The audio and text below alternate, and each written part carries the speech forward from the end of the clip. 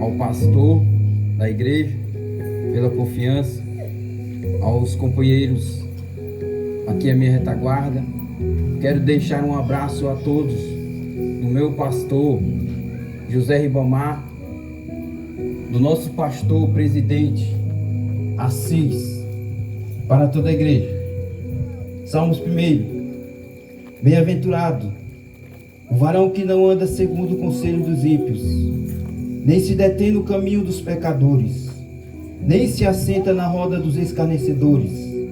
Antes tem o seu prazer na lei do Senhor, e na sua lei medita de dia e de noite. Pois será como a árvore plantada junto a ribeiros de águas, a qual dá o seu fruto na estação própria, cujas folhas não caem, e tudo quanto fizer prosperará. Mas não são assim os ímpios. São como a palha que o vento espalha. Os ímpios não subsistirão no juízo, nem os pecadores na congregação do justo, porque o Senhor conhece o caminho dos justos, mas o caminho dos ímpios perecerá. O livro dos Salmos usamos para várias coisas, mas o enfoque principal é salmodiar e adorar a Deus. O que falar do salmista Asaf, que por um momento vai ter uma fraqueza. Ele vai nos dizer em Salmo 73 que os meus pés quase desviaram. E estamos falando de um servo de Deus, de um adorador. Ele vai nos dizer que os seus pés quase desviaram, porque estava a olhar os ímpios. Ele viu a prosperidade dos ímpios, ele viu que fazia tudo certo, tudo justo, mas ele via que o ímpio prosperava. Só que o quase de Asaf não foi uma queda. Asaf foi na beirinha, ele quase caiu. Mas por que Asaf não caiu? Porque ele vai dizer nos versículos seguintes: eu me voltei ao templo e contemplei o Altíssimo. Ele contempla a formosura do Altíssimo. Mas por que Asaf não caiu? Eu me voltei ao templo e eu contemplei que os ímpios, toda essa prosperidade é passageira. Os seus pés estão firmados em algo escorregadio, mas os meus pés estão firmados na rocha, que é Jesus Cristo. E por isso Asaf não cai. O que dizer de Moisés no Salmo 90? Ele vai dizer que o homem chega a 70, e se passar disso 80, se passar dos 80 é enfado e canseira. Talvez ele vai tentar calcular a idade de Deus, e ele vai nos dizer que antes que os montes se formassem, tu eras Deus. De eternidade em eternidade, tu és Deus. Mas o texto ao qual eu quis ler, eu fiquei com medo. A primeira vez, queria trazer a mensagem, pensei em mudar aqui na minha cadeira, mas quando a missionária Aleã, ela trouxe a mensagem, e ela falou do justo e do ímpio. Aí o Senhor falou: meu filho, não vai mudar, você tem que falar. E se eu preparei, eu vou falar. O salmista Davi, ele já não é mais um jovem, ele já está velho, e ele vai trazer esse texto depois de já ter vivido e passado por várias guerras, por várias lutas, várias amizades, várias pessoas em suas voltas. E ele vai ser bem claro: só existem dois grupos, o justo e o ímpio. Não existe um terceiro grupo. Não existe uma neutralidade. Ou você é justo, ou você é ímpio. Se os irmãos quiserem, pode ler direitinho o que Davi está a nos dizer. Ou você é justo, ou você é ímpio. O ímpio é como uma palha que o vento leva para lá e para cá. O justo é como uma árvore plantada junto ao ribeiro. As suas folhas não caem e ele é frutífero. O seu fruto é de tempo e tempo.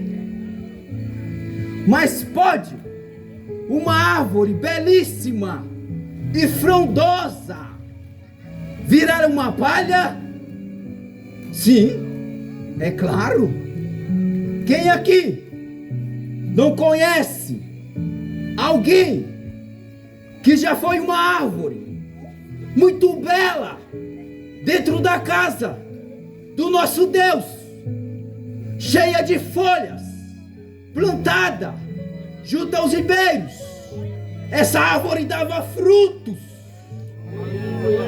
Só que hoje ela é uma palha por aí na cidade, levada para lá e para cá. Mas pode uma palha seca se tornar uma árvore frutífera? Não. Pela agricultura? Não. Naturalmente? Não. Uma palha seca, ela não tem condições de voltar a ser uma árvore frondosa. Mas eu quero te apresentar Oséias 6:3. Conheçamos e prossigamos em conhecer o Senhor nosso Deus. Hoje eu quero te apresentar o carpinteiro Jesus. Esse sim pode transformar uma palha seca em uma árvore frondosa. Ele pode trazer tudo de volta para você.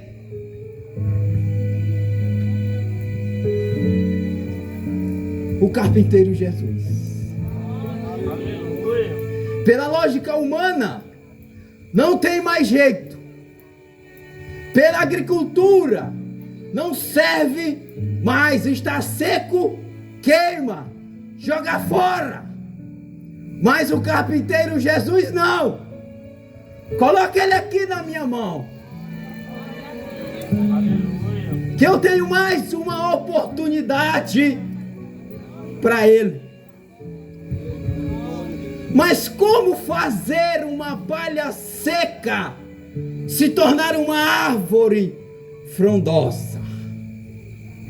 O texto é bem claro.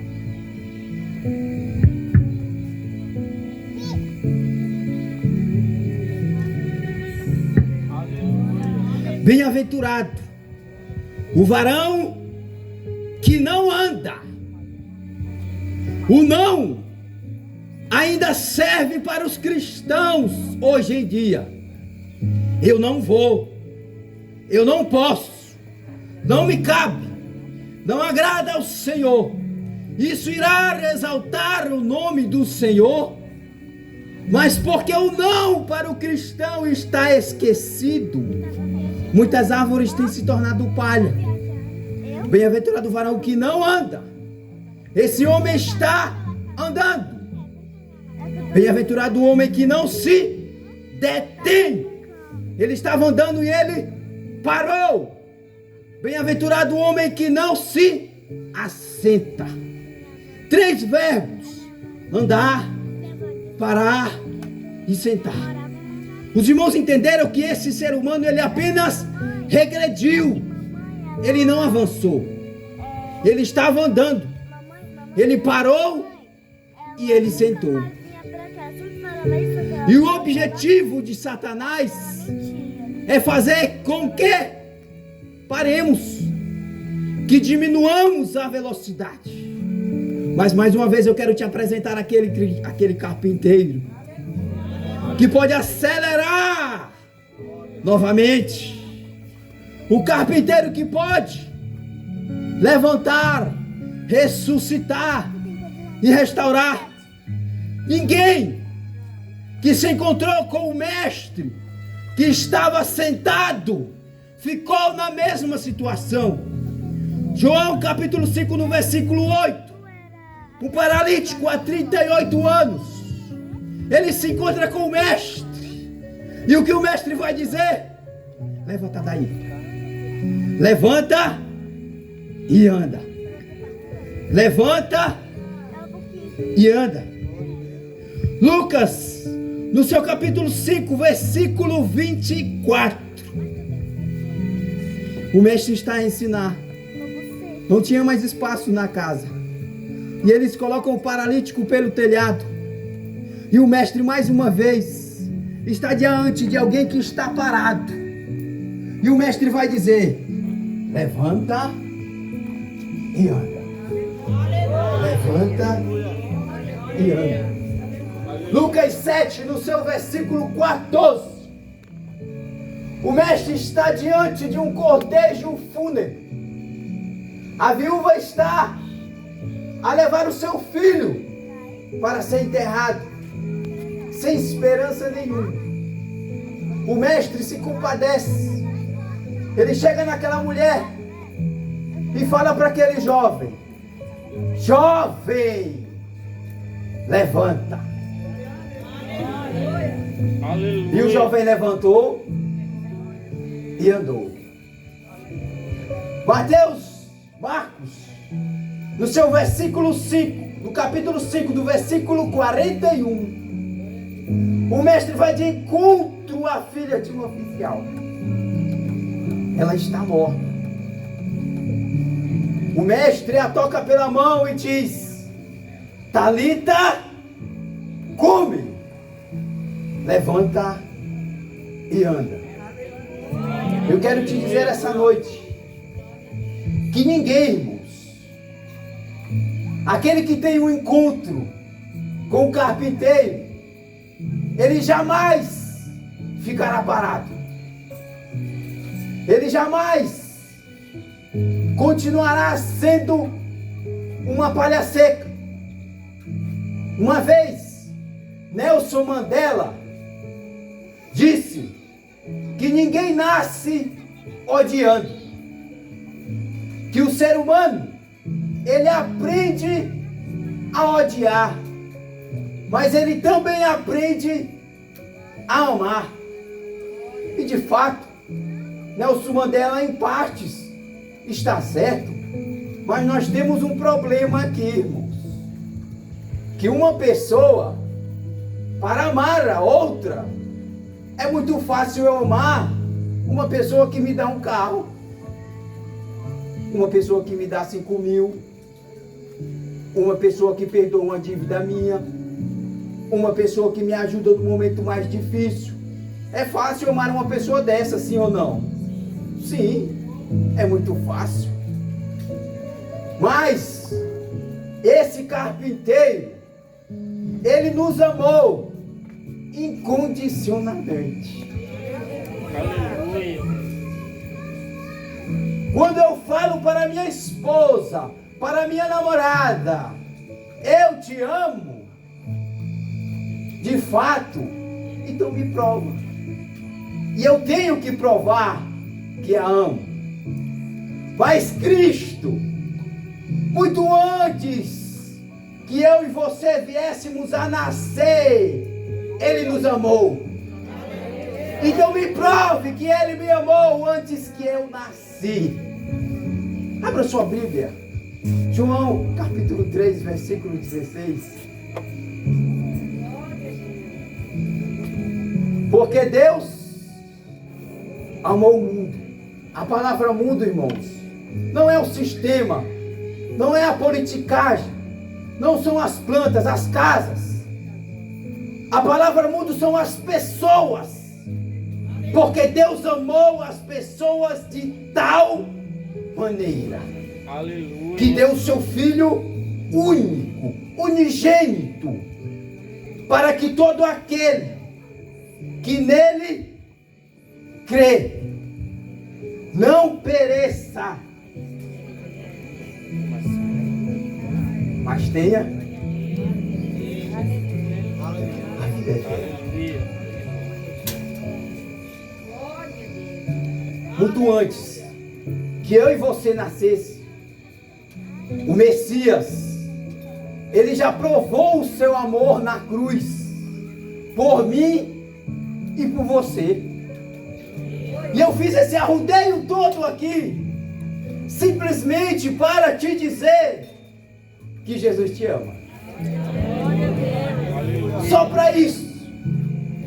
Só para te dizer que Jesus te ama. Mateus 24, 12. E nos últimos dias o amor de muitos se esfriará, mas aquele que permanecer firme será. Atos 2, 21. Todo aquele que invocar o nome do Senhor será. Efésios 2, 8. E pela graça somos. Isso não vem de nós, é um dom gratuito de Deus. 1 Coríntios 1, 18.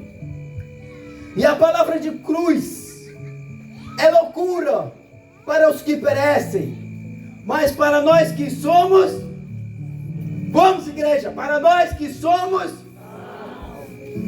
é o poder de Deus. Tito 2:11. E a graça do Senhor se manifestou a todos os homens, trazendo a salvação. Ela é o único meio para levar o homem ao céu. Não existe outro meio. Ela é a única forma do ser humano ser salvo. Não existe outra forma. Lucas 19:10. E o Filho do Homem veio buscar e salvar o que se havia perdido. Segunda Tessalonicenses 5:9. E Deus não nos destinou para a ira, mas para receber a salvação por meio de seu Filho Jesus Cristo. Aleluia. Atos 16:31. Crê no Senhor Jesus e será tu e a tua casa. 1 Timóteo 1:15. E fiel é a palavra. Ela é digna de toda aceitação. E ela veio para salvar pecadores, ao qual eu sou o principal. E eu vou encerrar mais uma vez falando do carpinteiro Jesus. E espero que essa palavra ela adentre o seu coração, porque o carpinteiro está hoje vos dando mais uma oportunidade. Marcos, no seu capítulo 11, o Mestre Jesus está a caminho com seus discípulos. O texto vai dizer que ele sentiu fome. E ao ver uma figueira, ele não encontrou fruto. E ele disse: nunca mais de ti alguém coma fruto. À tardezinha, os discípulos estão passando e Pedro vai observar uma coisa. olha, mestre, a figueira a qual amaldiçoastes secou e morreu. Agora vamos para Lucas, se eu não me engano, no seu capítulo 13. O mestre vai contar uma parábola. Existia uma plantação. E o senhor da plantação chega e já há 3 anos ele vem lutando para que ela desse fruto.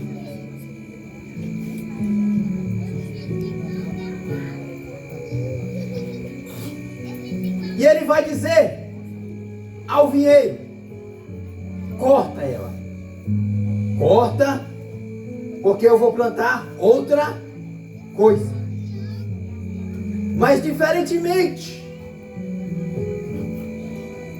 de Marcos 11, aonde ela recebeu a sua sentença e secou-se, agora em Lucas 13 é diferente. Porque o vinheiro vai dizer: não, Senhor, deixa que eu vou escavar ao redor, irei adubar, me dê mais 1 ano, e se ela não der frutos, assim corta. Em Marcos 11 não teve intercessor, teve apenas o juízo. Mas em Lucas 13, alguém colocou o pé entre a sentença e o juiz. Quem foi esse intercessor? O nosso carpinteiro. Nós estávamos sentenciados a ser arrancados. Mas Jesus Cristo, Ele é o intercessor. E Ele está presente essa noite, pedindo a permissão para escavar ao nosso redor e nos adubar. Ele está a nos dar mais uma oportunidade. O nosso carpinteiro, que se entregou em uma cruz. O seu sangue está esvaindo sobre o seu rosto. Suas feridas estão abertas, incomodando. As suas mãos com pregos. O seu corpo está rebaixado, sustentando apenas nos seus pés furados. E para falar, ele tem que se levantar, se apoiar em seus pés. A dor é insuportável. Ele já estava sem sangue, o seu pulmão já quase parando. Do seu lado tem um malfeitor dizendo: tu és o Cristo, então salva-te a ti mesmo e a nós. Aí o mestre vai usar os seus últimos esforços para erguer o seu corpo. O outro malfeitor vai dizer: cala-te, nós estamos aqui porque merecemos. Lembra-te, Senhor, de mim quando entrares no teu paraíso. Há historiadores que vai nos dizer que este era o último minuto de vida desse malfeitor. E ele gastou o seu último minuto de vida para pedir uma oportunidade ao mestre. Cristo ergue o seu corpo, fazendo força, e vai falar com a voz já fraca: hoje mesmo estarás comigo no paraíso. Irmãos, eu vou falar, eu ia encerrar, mas eu preciso finalizar. Abraão vai sacrificar o seu próprio filho. E pela lei do sacrifício, o cordeiro deveria estar amarrado sobre a lenha. Isaac não está amarrado, ele é voluntário, ele foi voluntário.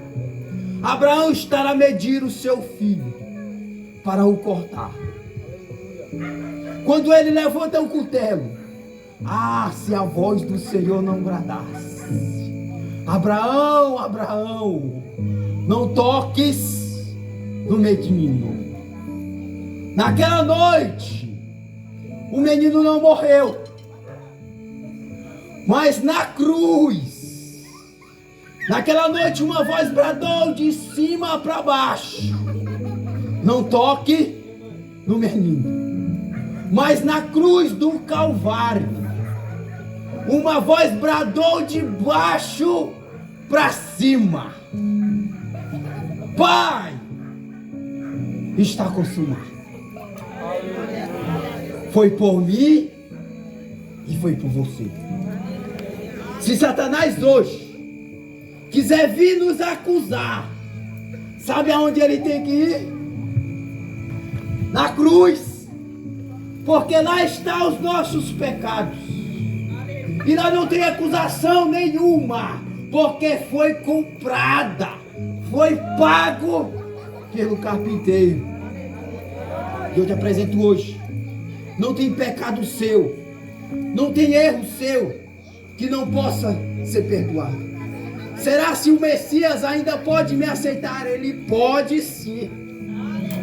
E ele pode transformar essa palha seca em uma árvore frondosa novamente, a qual voltará a dar fruto, a qual voltará a frutificar. E eu quero deixar para os irmãos: o Messias, ele não vem voltar para buscar a palha seca, ele vem buscar árvores. Amém? Louvado